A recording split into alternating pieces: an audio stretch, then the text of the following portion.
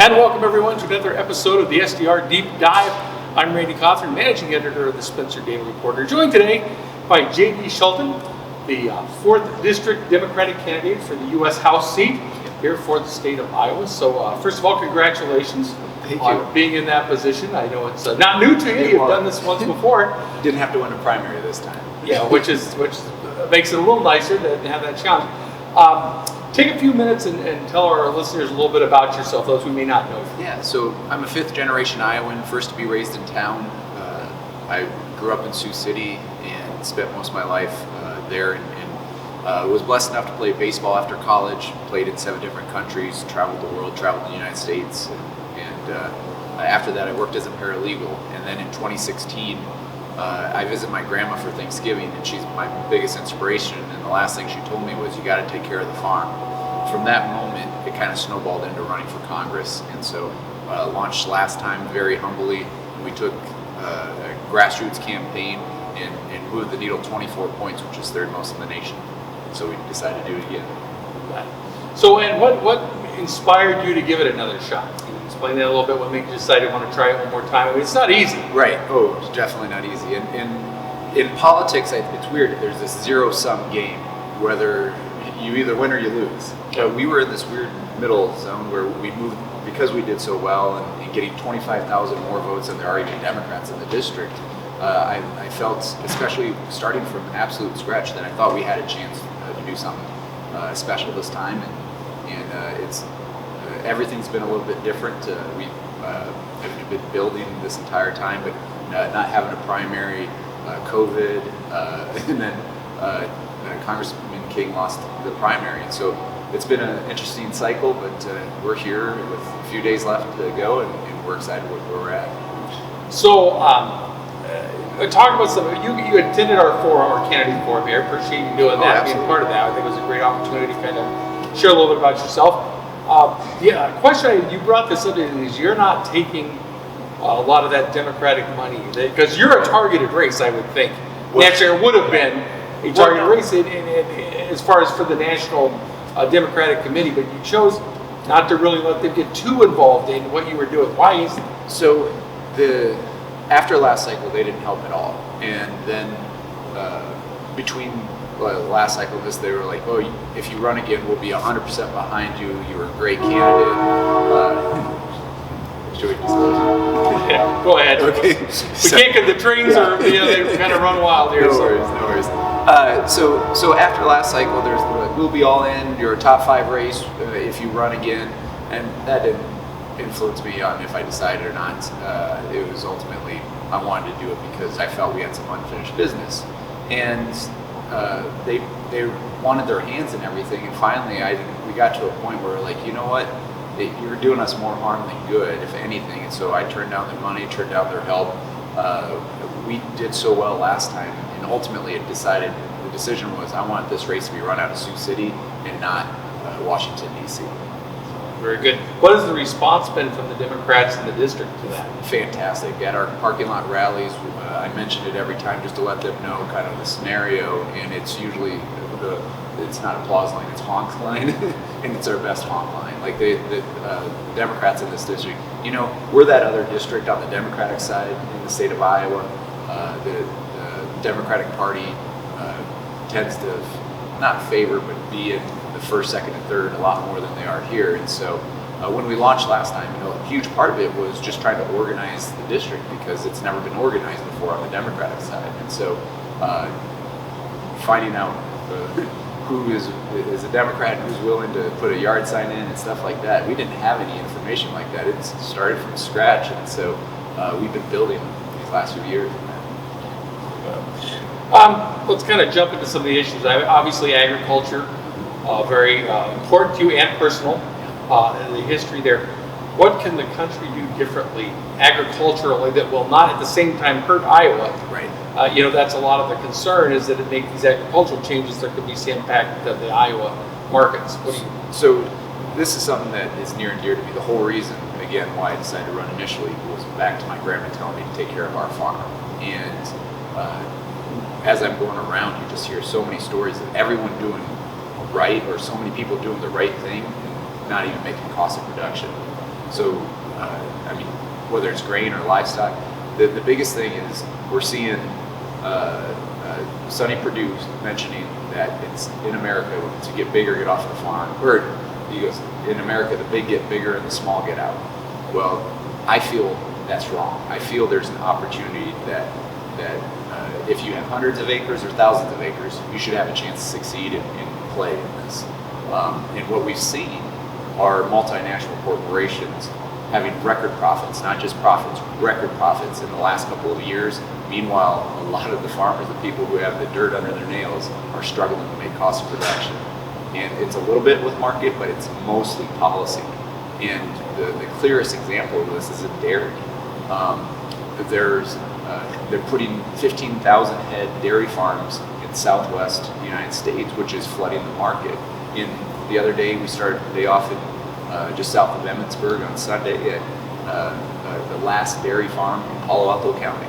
And the gentleman and his brother have done everything right. They've worked their tails off. The brother's never had a vacation. He's milked cows twice a day his entire life. He's 57 years old, and they got pushed out of the market, and we're seeing that over and over again. So the biggest thing that I want to do is empower our farmers. And how do we do that? We enforce our antitrust laws, because right now the balance of power is so shifted towards the big corporations. The policies shift to get bigger and bigger. We need to make sure that we have an economy that works for everybody. I don't want to spend a ton of time talking about it because it's just dominated the news cycle since back in early 2020.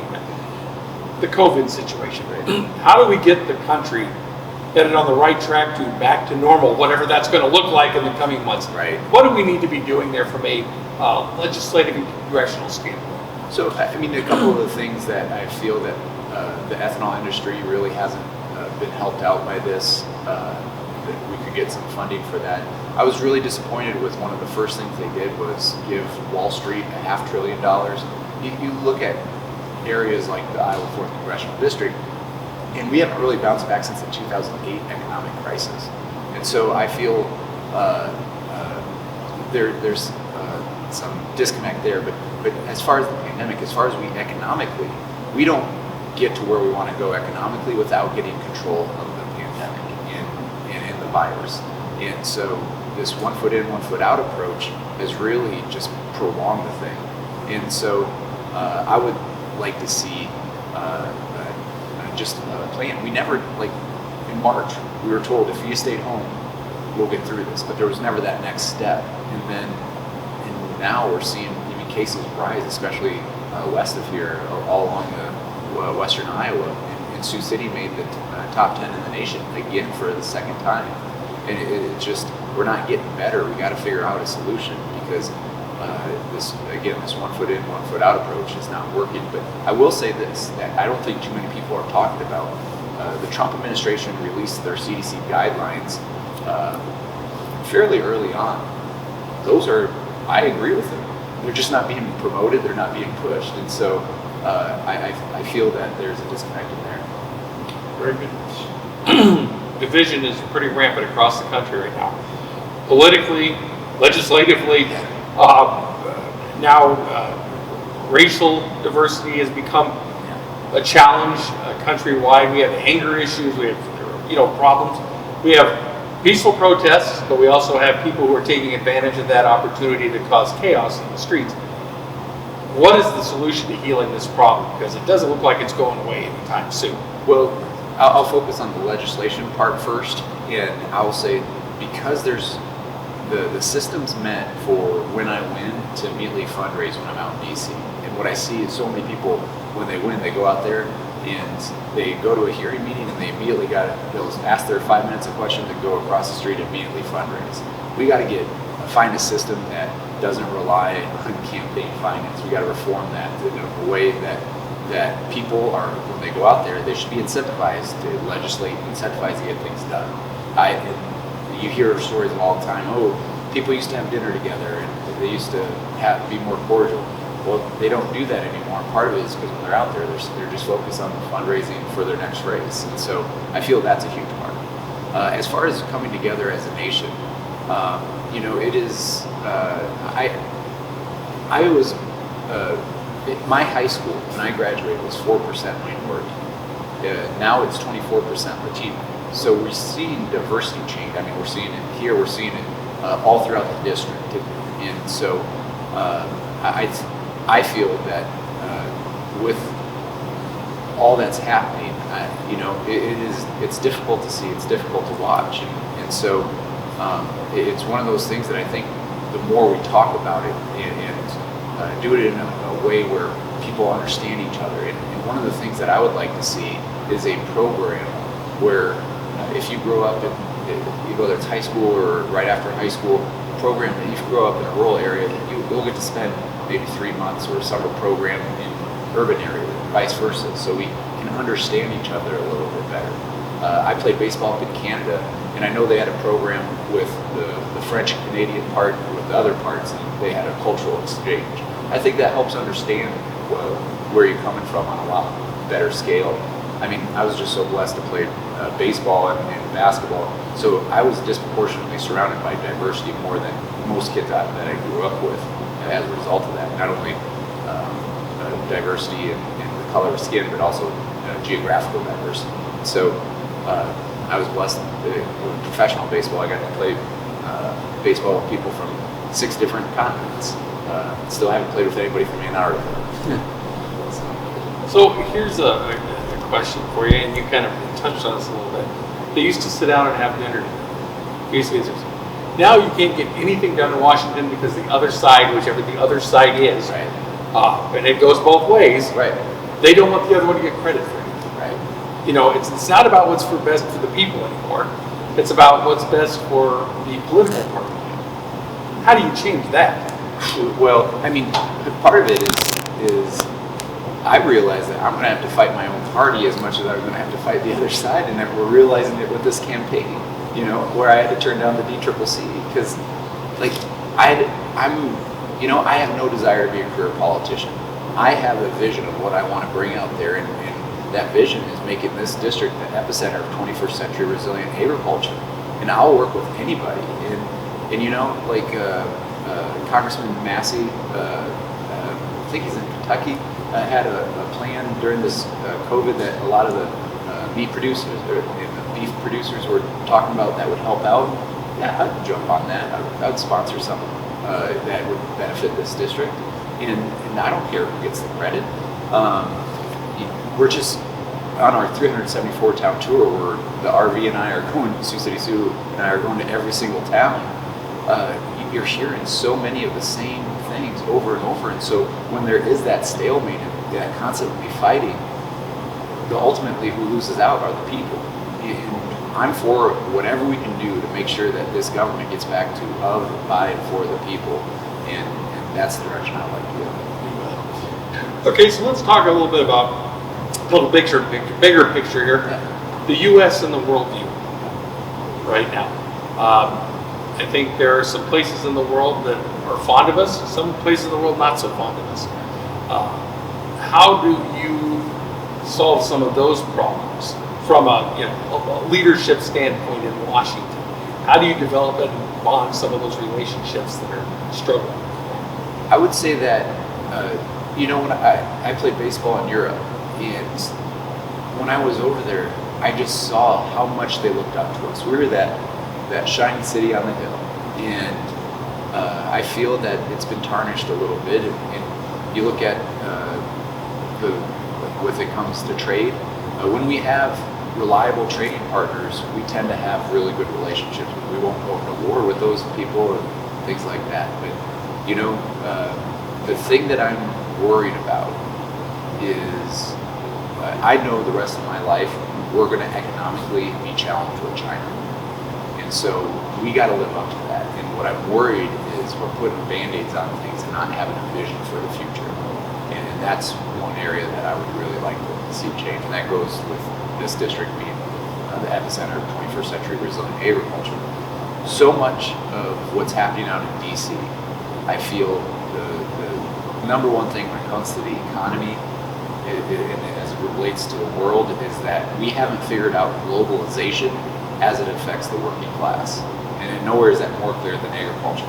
So, there's international trade. and all this stuff. But how does the farmer just outside of Spencer here, how are they part of the process? And I feel that we're seeing more and more where they're being pushed away. And you look at it, you see China changing its global supply chain, going down to South America. Well, who is selling South American beans to China? It's the same multinational corporations that sell from Iowa. And so how does the Iowa farmer fit into all of this? And that's what I want to work on and figure out a solution to, because I'm worried that coming out of this pandemic, we have a huge opportunity to press refresh, but I'm worried that we're going to be more concentrated and more foreign ownership coming in here, which ultimately I feel our communities will suffer. Obviously, your district covers Sioux City, Fort Dodge, Spencer, Carroll, some bigger communities.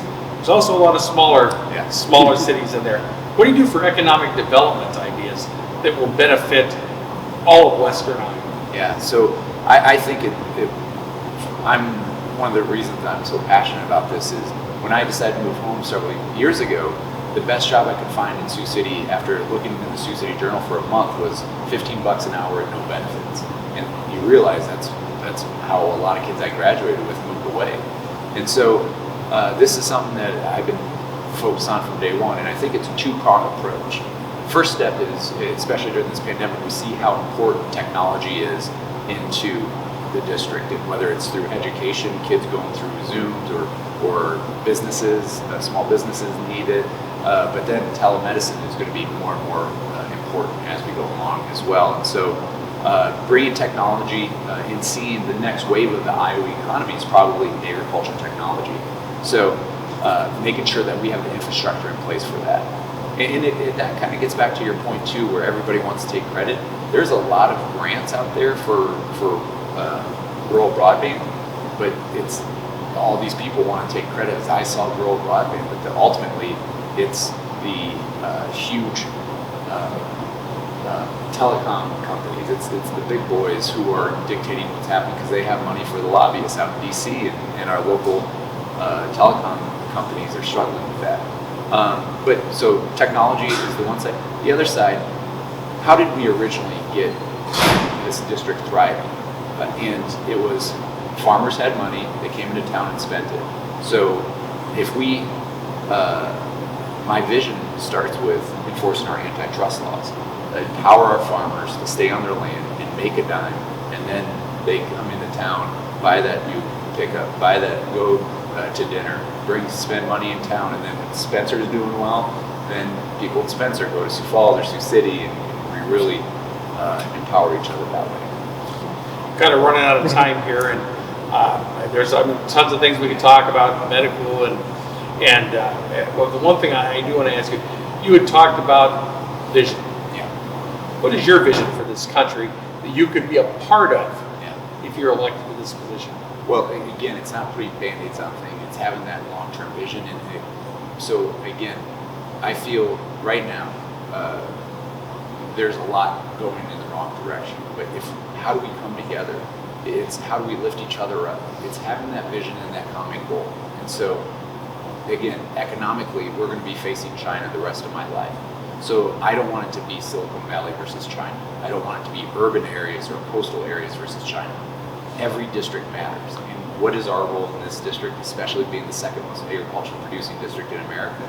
It's having that vision of making sure that when we pass the farm on to the next generation, that it's thriving. And so that is my part. And not only the farms thriving, but the smaller towns changing the direction, because as we drive from town to town, you see so many main streets that have seen far better days. And right now, we're seeing the wealth getting sucked out of this district. We need a rural revitalization, but we also need to figure out a way that we can sustain ourselves, and that's my vision. Well, JD, it's been an absolute pleasure. Appreciate you joining us today and giving our viewers an opportunity to learn a little bit more about you and what your vision, if elected to serve, will be for this country. And I thank you for your grassroots efforts on bringing politics back to the people, which I think is an awesome thing you've been doing. Thank you very much. Very good. On behalf of the Spencer Daily Reporter, I'm Randy Cauthron. Thanks for joining us on this episode of SDR Deep Dive.